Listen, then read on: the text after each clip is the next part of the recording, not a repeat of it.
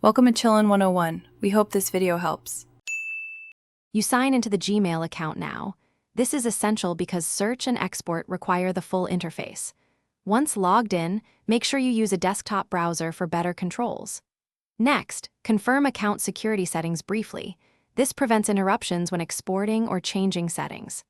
Now, open the left-hand search box and the gear menu so you can switch quickly between search, filters, and settings. This setup saves time when you start narrowing messages by year.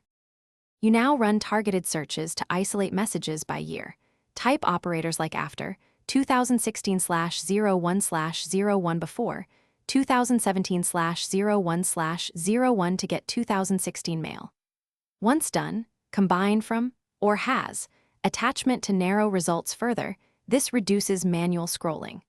Make sure to select all results and apply a label named for that year so you can revisit them quickly. If you need a permanent split, create a filter that auto-labels incoming mail by date range or sender patterns. You finish by exporting or archiving the year-specific messages.